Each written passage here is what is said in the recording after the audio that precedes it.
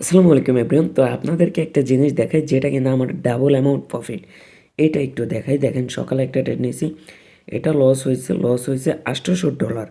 আর এখন একটা ট্রেড নিয়েছি, এইটা প্রফিট চলতেছে প্রায় $1700।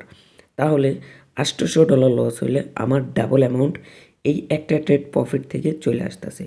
ওকে, এখন এই যে প্রফিট চলতেছে, এটা একটু রিজনটা বলি কেন আমাকে প্রফিট দিতেছে।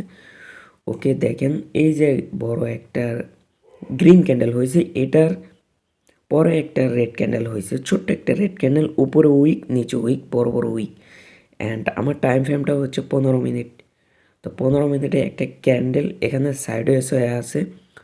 পরবর্তী একটা ক্যান্ডেল কি করছে, এই দুইটার যে স্টপ লস আছে উপরে লিকুইডিটি, ওই লিকুইডিটি হিট দিয়ে মার্কেট নিচে চলে আসছে। মানে উপরে স্টপ লস খায়া তারপর নিচে রিজেকশন দিয়েছে, সেলিং রিজেকশন, ওইখান থেকে আমার এন্ট্রি।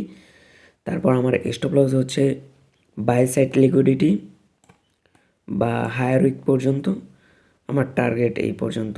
অ্যান্ড আমি ছোট্ট একটা ভিডিও করে রাখছি, ওই ভিডিওতে দেখলে দেখবেন যে আমার টার্গেট এই পর্যন্ত ছিল। অ্যান্ড ওইটা হিট, ঠিক আছে, ওইটা আমার $1700 হিট। এখন আমার ট্রিল করার কারণে আমি এখন টার্গেট নেব $2100। $1700 হিট, এখন আমার পরবর্তী টার্গেট থাকবে $2100। ঠিক আছে, এইটা যদিও উপরে যায় রিজেকশন খাবে, কারণ এখান থেকে বড় একটা রেড ক্যান্ডেল হয়েছে। তো আশা করি বুঝতে পারছেন যে $800 লস করার পরেও এক ট্রেডে ওইটা ডাবল অ্যামাউন্ট প্রফিট করাটা, এটা শুধু ফরেক্সেই হবে, বাইনারিতে হবে না।